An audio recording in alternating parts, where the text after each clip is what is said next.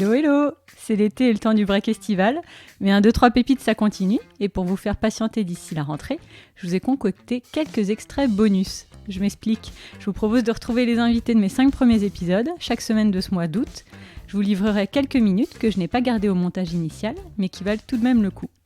Je vous donne rendez-vous le 7 septembre pour l'épisode de rentrée aux côtés de Benjamin Muller. Et d'ici là, belle écoute des épisodes complets et ou bonus de Flore, Shiva, Anaïs, Tigrane et Delphine. Bel été à tous!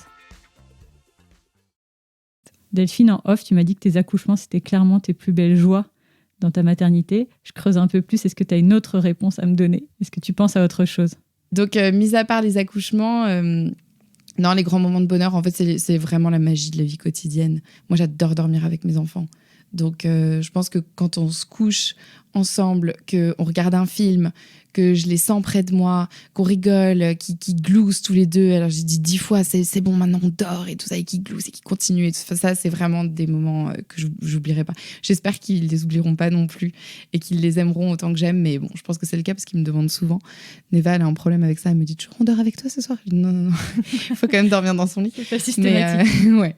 On parle justement, là tu parles de ce rituel de parfois en tout cas dormir ensemble. Est-ce que tu as un rituel de famille? Eh ben oui, les rituels de famille, c'est vraiment parfois on dort ensemble. Donc quand on se retrouve le vendredi soir, on dort toujours ensemble. Et la veille, le jeudi soir de la semaine d'après, on dort toujours ensemble.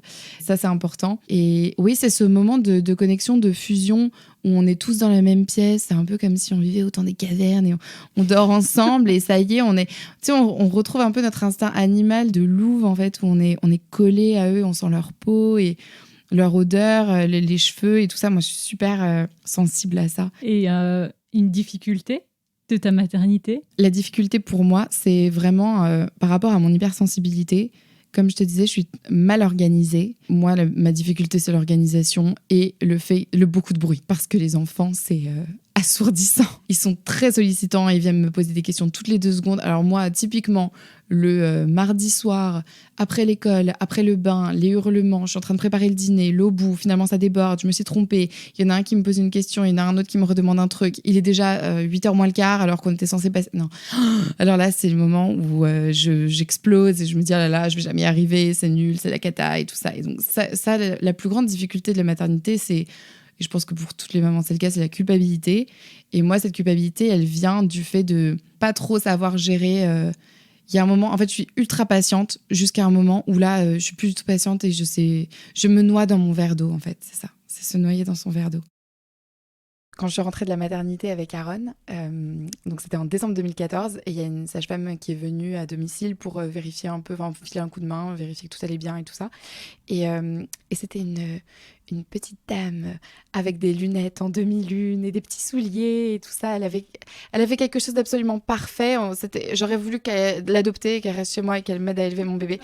Et puis je me souviens que moi, j'ai tout le temps peur de pas être parfaite et je sais que je suis super borderline, je suis super mal organisée. C'est pour ça que je disais que j'ai vachement besoin de m'organiser parce que c'est mon gros défaut.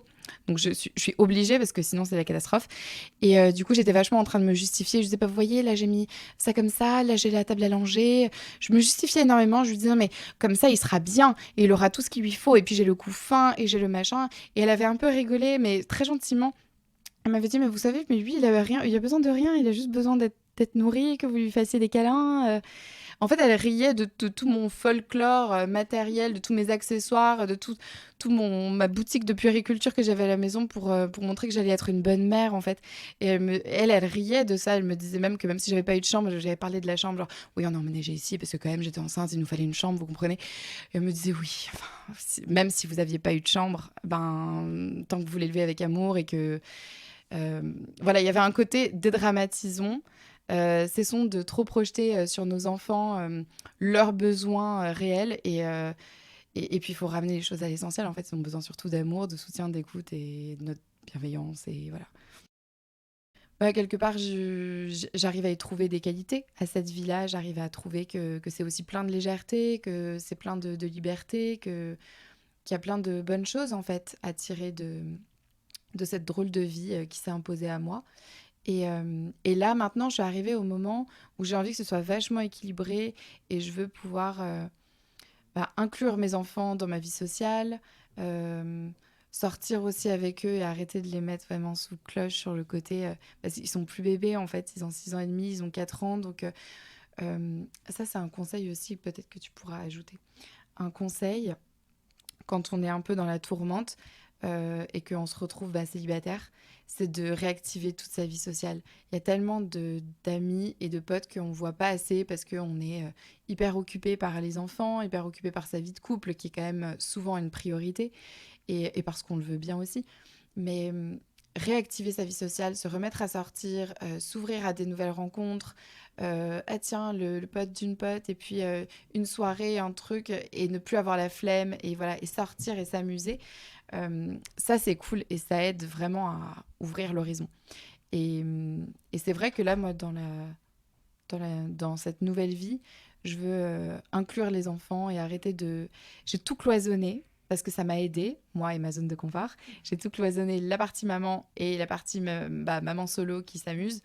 Et là, j'ai envie qu'avec les enfants, on sorte, qu'on s'amuse, que la vie sociale puisse être... J'ai envie de les emmener partout avec moi, en fait. J'ai envie qu'on voyage, qu'on sorte, qu'on s'amuse et qu'ils soient partout avec moi. Et voilà pour les quelques minutes supplémentaires enregistrées lors de mon interview de Delphine. J'espère que vous avez aimé en entendre un peu plus, et si ce n'est pas déjà fait, rendez-vous pour l'épisode complet, c'est le numéro 5. À très vite!